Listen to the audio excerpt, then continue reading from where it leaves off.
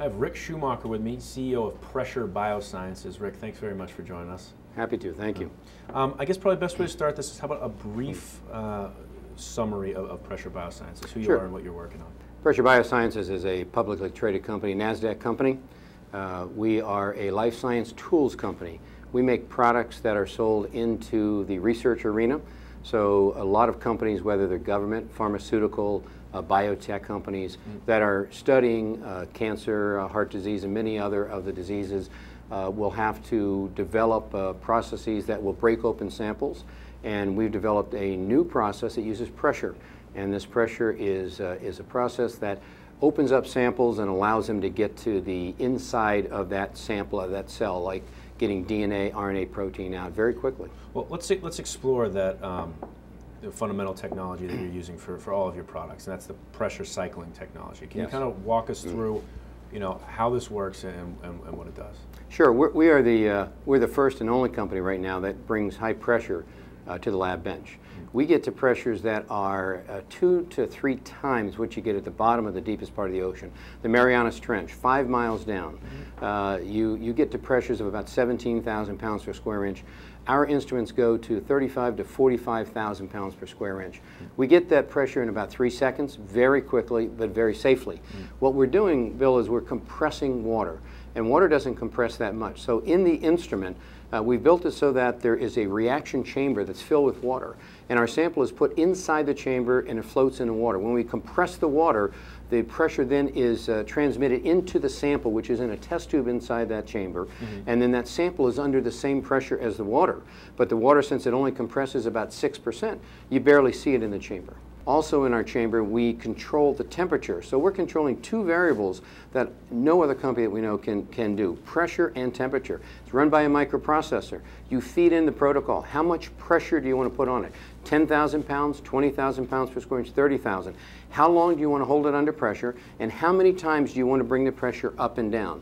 And you decide on that once you've done your work and you figure out the pressure profile of the sample. Now, we're in the business of bringing this instrument to the sample preparation market.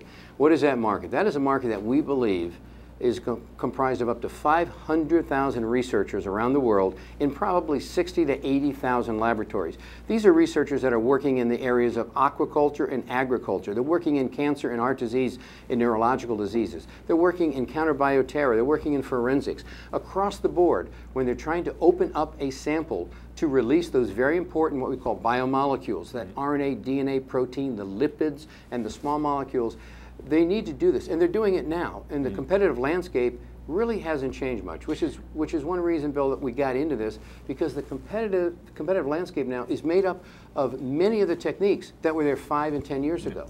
So our sales are trending up. We are installing more instruments this year than last year. We're having revenue of 2 to 3 times what we had last year. And every indication is, although we don't give guidance, every indication is that the second half of this year should be equally as good, if not better, than the first half. Well, let's look at where some of these revenues are coming from, your customers. I think that's good validation for the technology you have, as you do have some large names in both the private drug development sector as well as the government. We do. Very proud of the list of our customers.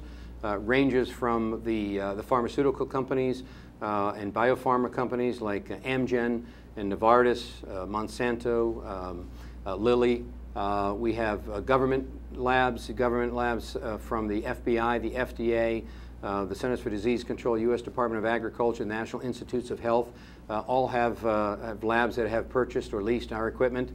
We have universities.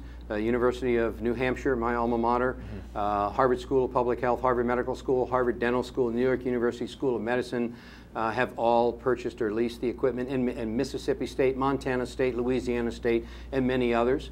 We know that we've been blessed with having a tremendous opportunity with a cutting-edge technology that can change the way that discovery is made in the U.S. and abroad. And we take it very seriously. We work very hard. And hopefully we'll sit down in 6 months and you can look me square in the eye and said, hopefully, Rick, you did what you said we could expect you to do. I look forward to that opportunity in the future. Thank you very much. Thank you. Appreciate it.